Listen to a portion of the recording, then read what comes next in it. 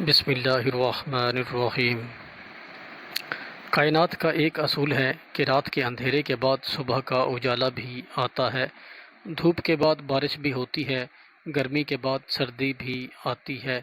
بالکل اسی طرح ایسا نہیں ہو سکتا کہ زندگی میں صرف خوشیاں ہی خوشیاں ملیں، خوشی کے ساتھ غم بھی ہوتے ہیں۔ ہر انسان صرف خوشیاں ہی چاہتا ہے، لیکن اس حقیقت کو ذہن میں رکھنا چاہیے کہ دنیا کی زندگی میں مشکلات اور آزمائش زندگی کا لازمی حصہ ہے۔ جیسے یوسف علیہ السلام کو خواب میں خوشخبری دکھانے کے باوجود مشکلات میں ڈال دیا گیا۔ یاد رکھیں، مشکلات ہمیں مضبوط بنانے آتی ہیں، زندگی کا حقیقی مطلب سمجھانے آتی ہیں۔ مشکلات میں انسان کا رویہ مختلف ہوتا ہے۔ ایک وہ شخص ہے، مشکل آتی ہے تو وہ ڈپریشن کا شکار ہو جاتا ہے، نا امید ہو کر خودکشی کا سوچنے لگتا ہے، سوچ منفی ہو جاتی ہے، وہ کہتا ہے میرے ساتھ ہی ایسا ہوتا ہے، میرے مسائل کا کوئی حل نہیں۔ ایسے وقت میں یاد رکھا کریں کہ تنگی کے ساتھ آسانی ہے۔ ان تکلیفوں پریشانیوں سے خیر کیسی لینی ہے، خود کو کیسے مشکلات سے نکالنا ہے۔ پہلی چیز تقویٰ ہے۔ اپنے ہاتھ، آنکھ، زبان کو گناہوں سے روک کر رکھنا تقویٰ ہے۔ اللہ نے جس چیز سے منع کیا ہے اس سے رک جانا تقویٰ ہے۔ ہمارے ایک ایک عمل کا تعلق تقویٰ کے ساتھ ہے۔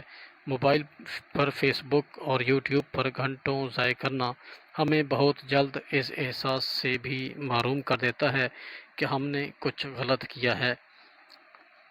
گناہ کبھی بھی لائف سٹائل نہیں بننا چاہیے۔ جب تقویٰ آنے لگتا ہے تو گناہوں کی کشش کم ہو جاتی ہے۔ پھر جن محفلوں میں لوگ اللہ کو ناراض کر کے خوشیاں منا رہے ہوتے ہیں، وہاں آپ اللہ کے عذاب سے رو رہے ہوتے ہیں۔ یہی تقویٰ ہے۔ جب تقویٰ آتا ہے تو نیکیوں کے مواقع نظر آنے لگتے ہیں۔ پھر انسان موقع دیکھ کر نیکی نہیں کرتا کہ رمضان ہے تو پوری نماز بہت ضروری، اور اگر رمضان چلا گیا تو اب کبھی پڑھ لی اور کبھی نہیں۔ رمضان ہو یا غیر رمضان، وہ نیکی کا کوئی موقع ہاتھ سے جانے نہیں دیتا۔ جب انسان میں حقیقی تقویٰ آ جاتا ہے تو پھر اسے کوئی فرق نہیں پڑتا کہ کوئی اس سے خوش ہو رہا ہے یا ناراض۔ کوئی خوش ہے تو بہت اچھا، اگر ناراض ہے تو بھی کوئی مسئلہ نہیں، بس اللہ ناراض نہیں ہونا چاہیے۔ اللہ پاک ہمیں سمجھنے اور عمل کرنے کی توفیق عطا فرمائے، آمین یا رب العالمین۔